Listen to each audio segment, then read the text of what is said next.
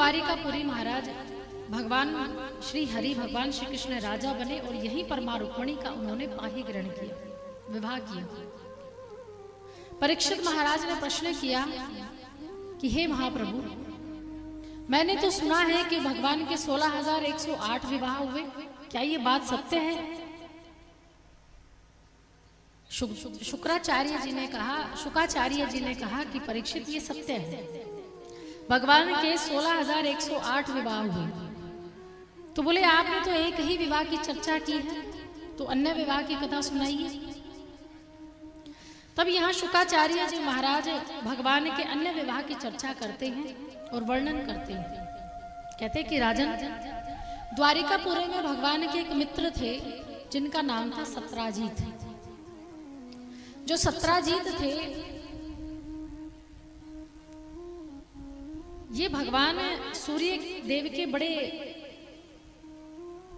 भावी थे, यानी सूर्य देव भगवान के बड़े शिष्य थे। खूब पूजा किया करते थे सूर्य देव की। इनके गुरु थे सूर्य देव, सत्राजीत राजा के। तो गुरु जी ने इनको प्रसन्न होकर एक मणि प्रदान की थी, जिस मणि का नाम था समयंतक मणि। और ये मणि प्रतिदिन 8 बार सोना प्रदान करती थी। अब सत्राजीत राजा को मिली तो बड़े प्रसन्न हुए। सोचा कि चलो अपने मित्र से मिलने, यानी भगवान श्री कृष्ण से मिलने के लिए जाता हूं। तो उस मणि को गले में धारण कर लिया और गले में धारण करके भगवान श्री कृष्ण से मिलने के लिए द्वारिकापुरी में आए। अब द्वारिकापुरी में आए तो सबको ऐसा लगा कि मानो सूर्य देव आ रहे हैं, क्योंकि मणि बहुत चमक रही थी। अब दूर से सैनिकों ने देखा कि आज तो लगता है भगवान के दर्शन करने के लिए सूर्य देवता नीचे आ गए हैं। दौड़े दौड़े गए भगवान के पास, बोले प्रभु आज तो हम धन्य हो गए, सूर्य देवता आए हैं। भगवान ने कहा सूर्य तो नहीं आ सकते। बोले कोई और होगा। बोले नहीं प्रभु, तेज तो इतना है, प्रकाश तो इतना है कि साक्षात सूर्य देवता प्रतीत हो रहे हैं। लेकिन जैसे सत्राजीत नजदीक आए तो भगवान ने कहा, अरे ये सूर्य देवता नहीं, ये हमारे मित्र हैं सत्राजीत। आओ भगत की, बैठाया, पूछा कि क्या कारण है आने का। तब सत्राजीत राजा ने कहा कि मित्र देखो, मेरे गुरुदेव ने मुझे एक मणि प्रदान की, कितनी सुंदर मणि है ना। भगवान ने कहा सुंदर तो है। बोले मेरे गुरुजी ने मुझे प्रदान की है। मेरे गुरु के प्रति आस्था और निष्ठा से प्रभावित होकर मेरे गुरुदेव ने मुझको ये मणि प्रदान की। भगवान को मणि अच्छी लगी और भगवान ने कहा कि तुम मेरा मित्र हो, और मित्र होने के नाते आज मैं तुमसे ये मणि मांगना चाहता हूँ, क्या तुम मुझे मणि दोगे? सत्राजीत राजा ने कहा कि मैंने अपने गुरु से प्राप्त की है, मैं तुम्हें कैसे दे दूं? ऐसे वैसे अरे गहरे को कैसे दे दूं? भगवान को ये बात बुरी लगी, लेकिन भगवान ने कुछ नहीं कहा। और वो मणि जहां भी रहती थी वहां दुर्भिक्षा, महामारी, बीमारी, अकाल, सूखा, ये सब घटनाएं नहीं होती थी जहां वो मणि रहती थी। इसलिए भगवान ने मांगी थी। लेकिन सत्राजीत राजा अपमानित होकर वहां से चले गए। वापस गए, दोपहर को भोजन किया और शाम के समय जब विश्राम करने लगे तो मणि को निकालकर अपने कक्ष में रख दिया। उसी सत्राजीत के भाई थे जिसका नाम था प्रसेन महाराज। प्रसेन महाराज प्रातः काल उठे और शिकार खेलने के लिए जब जा रहे थे तो मन में विचार किया कि हम अपने भाई की जो मणि है ना वो गले में धारण करके जब शिकार खेलने के लिए जाएंगे। तो प्रसेन महाराज ने सत्राजीत राजा की जो मणि थी उसको अपने गले में धारण कर लिया और शिकार खेलने के लिए चले गए। अब शिकार खेलने के लिए चले गए महाराज, तो वहां दुर्घटना हो गई कि प्रसेन महाराज की हत्या एक शेर ने कर दी और शेर जो था वो मणि लेकर चला गया। इधर जब प्रातः हुए तो सत्राजीत राजा अपने मणि को ढूंढने लगा, लेकिन मणि नहीं मिली। सब जगह ढूंढ लिया लेकिन मणि नहीं मिली। अचानक से याद आया कि कृष्ण ने मुझसे मणि मांगी थी, हो ना हो कन्हैया ने चोरी कर ली। और कौन सा बड़ी बात है, मक्खन चुराता था, गोपियों के घर चोरी करता था, गोपियों के वस्त्र चुराता था, तो मणि भी चोरी कर ली होगी। आज भगवान पर दोष लगा, कलंक लगा। अब ये बात महाराज पहुंची भगवान के कानों तक फैलती फैलती। अब माताओं से एक बात बता दी जाए तो ये समझ लो पूरे गांव में बात फैल जाएगी। सत्राजीत राजा की पत्नी को पता चल गया कि कृष्ण ने मणि चोरी कर ली। संदेह था, लेकिन माता ने बिल्कुल पक्का कर दिया कि चोरी कर ली बस अब। एक कान से दूसरे कान, दूसरे कान से तीसरे कान, ऐसा करते करते सब जगह बात फैल गई। माँ रुक्मिणी के कानों तक पहुंची और माँ रुक्मिणी भगवान के पास आई। बोले प्रभु हम क्या सुन रहे हैं? भगवान ने कहा क्या सुनकर आई देवी? बोले हमने सुना है कि आपने अपने मित्र की मणि चोरी कर ली। भगवान ने कहा देवी मैं मणि चोरी नहीं कर सकता। अरे मैं क्या करूंगा मणि? जब मित्र ने नहीं दी तो मैंने दोबारा भी नहीं मांगी, लेकिन मैं चोरी क्यों करूंगा?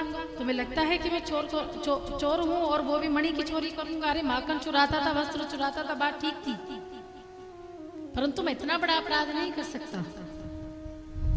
रुक्मिणी ने कहा तो प्रभु अब तो आप पर चोरी का इल्जाम लगा है, कुछ करिए।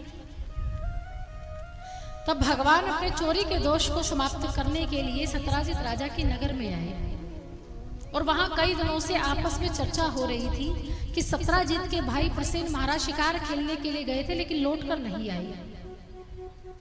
चारों दिशाओं में सैनिक गए ढूंढने के लिए लेकिन नहीं मिले। तब भगवान श्री कृष्ण भी ढूंढने के लिए निकले। कहाँ शिकार खेलने गए थे, किस समय गए थे, सब पता कराया और उसी जंगल में गए जहां पर प्रसेन महाराज शिकार खेल रहे थे। जाकर देखा तो प्रसेन महाराज की मृत देह पड़ी है, लेकिन मणि नहीं मिली। आगे कुछ दूरी पर चलकर देखा तो शेर के पद्म चिन्ह है, शेर का मृत शरीर है, लेकिन मणि नहीं है। फिर दूर चलकर देखा तो एक रीछ के पैरों के निशान शुरू हो गए और रीछ के पैरों के निशान के पीछे पीछे भगवान जाने लगे। और भगवान गए तो एक गुफा में प्रवेश कर गए। एक गुफा में एक कन्या उस मणि के साथ खेल रही थी और जब कन्या मणि के साथ खेल रही थी तो भगवान ने कहा कि देवी ये मणि हमें प्रदान कर दीजिए। ये मणि कोई साधारण मणि नहीं, ये हमारे मित्र की मणि है, हम पर चोरी का कलंक लगा है। उस देवी ने कहा कि महाराज एक काम करिए, ये मणि हमारे पिता ने दी है, आप हमारे पिता से बात कर लीजिए। भगवान ने पूछा तुम्हारे पिता कौन है? बोले मेरे पिता का नाम है जामवंत। जामवंत कौन है? जामवंत का नाम तो सुना होगा, किसमें सुना है?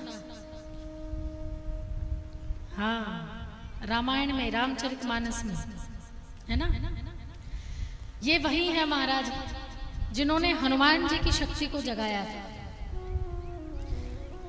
हनुमान जी जो महाराज थे वो बचपन में बड़े उदंडी थे, बड़े उदंडी थे महाराज। वो शरारत किया करते थे हनुमान जी महाराज, क्योंकि उनमें सभी देवताओं की शक्ति विराजमान थी और साक्षात शिव का ये अवतार थे, तो साक्षात शिव के जैसे ही उनमें गुण थे।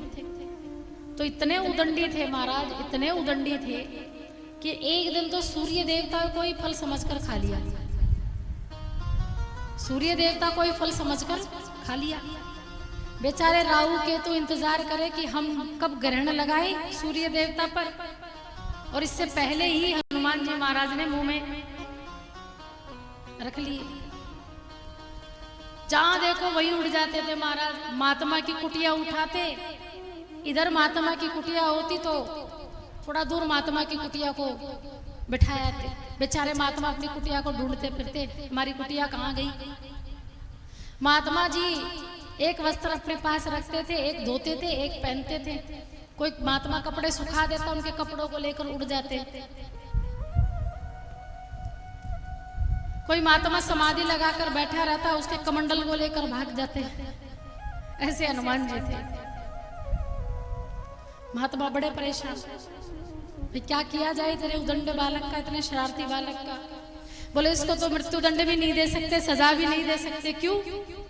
क्योंकि राम काज के लिए आया है और जब तक राम का काज पूरा नहीं होगा तब तक इन्हें श्राप भी नहीं दे सकते। तब महात्माओं ने क्या किया था, इनकी बुद्धि और इनके विवेक को छीन लिया था। इनकी जितनी भी शक्तियां थी वो सब भुला दी गई थी। हनुमान जी महाराज भूल गए थे बचपन में अपनी शक्तियों को। और जब सुग्रीव के यहाँ दास बनकर आए तब जामवंत जी ने इनकी शक्ति को, क्योंकि राम काज तब लगी अवतारा, क्योंकि राम काज को पूर्ण करने के लिए ही इन्होंने अवतार लिया था। और प्रभु श्री राम के इस कार्यों को पूरा करने के लिए ही ये वही जामवंत है जिन्होंने शक्ति को जागृत किया था। सुंदरकांड में आप सभी देखते हैं, जामवंत के वचन सुहाए, सुनी हनुमंत हृदय अति भाए, कि जामवंत के वचनों से आहत होकर श्री हनुमान जी महाराज ने अपनी शक्ति को जागृत किया। तो ये वही जामवंत जी हैं जो आपने रामचरितमानस में देखे होंगे, रीछ जैसे दिखते हैं, है ना? ये वही जामवंत है। जामवंत के पास भगवान गए और भगवान ने कहा कि मित्र, आप ये मणि हमें प्रदान कर दीजिए। जामवंत ने कहा कि मणि चाहिए? बोले हाँ। बोले तो एक काम करो, हमारे साथ युद्ध करो। भगवान तो जानते थे ये भाई मेरा मित्र है जामवंत। जामवंत से कहा कि युद्ध करने की क्या जरूरत है, तुम ऐसी मणि प्रदान कर दो, ऐसी दे दो। लेकिन जामवंत ने कहा नहीं नहीं, युद्ध करो और मणि ले जाओ। भगवान ने कहा अगर तुम्हारी यही इच्छा है तो युद्ध करो। दोनों के बीच महामल्ल युद्ध हुआ और 27 दिन तक युद्ध चला। लेकिन जब भी जामवंत मारने की कोशिश करते, भगवान फिर उठा पटक करके उसे बचा देते। जामवंत को भगवान ने मारा नहीं क्योंकि वो भक्त है, बड़ा प्रेम करते थे भगवान जामवंत को। अब जामवंत भी समझने लगा कि 27 दिन हो गए हैं, ये मारना चाहे तो एक बार में मुझे मार सकता है, लेकिन मार नहीं रहा है, बार बार मुझे बचाने का प्रयास कर रहा है। 28वां दिन आया और जैसे ही 28वां दिन आया तो भगवान को क्रोध आने लगा कि 27 दिन से मेरी बात नहीं मान रहा है। 28वें दिन यहाँ श्री कृष्ण ने श्री राम का रूप लिया और बाण संधान करते हुए जामवंत की तरफ देखा तो जामवंत चरणों में गिर गया। बोले प्रभु क्षमा कर दो, बड़ी भूल हो गई, मैं पहचान नहीं पाया कि आप मेरे राम हैं। तब जामवंत ने भगवान से कहा कि प्रभु आपको मणि चाहिए तो एक काम करना होगा, आप मेरी बेटी से विवाह कर लीजिए, आप मेरी पुत्री से विवाह कर लीजिए, क्योंकि आप अगर मेरी पुत्री से विवाह कर लेंगी तो मैं निश्चिंत हो जाऊंगा। मेरी उम्र हो गई है, अब मैं परम पद को प्राप्त करना चाहता हूँ, आपके दर्शन हो गए, बेटी को अगर मैं आप पर सौंप दूंगा तो मैं निश्चिंत हो जाऊंगा। यहाँ जामवंत ने अपनी बेटी जामवंती का विवाह भगवान श्री कृष्ण से कर दिया। क्या नाम था? जामवंती। जामवंती का विवाह हुआ भगवान श्री कृष्ण से, तो 2 विवाह हो गए। अब जामवंती को लेकर और मणि को लेकर सत्यराजित राजा के पास गए और सत्यराजित राजा को पूरी घटना सुनाई। प्रसेन महाराज का अंतिम संस्कार किया गया, पूरी घटना बताई तो बड़े लज्जित हुए सत्यराजित राजा और लज्जित होकर भगवान से क्षमा याचना करने लगे। बोले प्रभु मुझसे बड़ी भूल हो गई, मैंने आप पर दोष लगाया, मैंने आप पर कलंक लगाया। भगवान ने कहा कोई बात नहीं, मित्र में सब चलता है, मित्र में ना थैंक्स और ना सॉरी, है ना, नो थैंक्स और नो सॉरी, तो मित्र में सब चलता है। बोले मैंने तुम्हें क्षमा कर दिया, लेकिन सत्यराजित नहीं माना। बोले प्रभु ऐसे नहीं मानूंगा। तो बोले क्या चाहते हो? बोले मेरी बेटी है सत्यभामा, उससे विवाह करना। अगर आपने उससे विवाह किया तो मैं समझ जाऊंगा कि आपने मुझे क्षमा कर दिया। अब भगवान ने देखा कि आज तो बहुत बढ़िया ग्रह चल रहे हैं, जिसको देखो वही शादी करवाने को तैयार है। तब भगवान ने सत्यराजित राजा की बेटी सत्यभामा से विवाह किया। तो कितने विवाह हो गए? 3।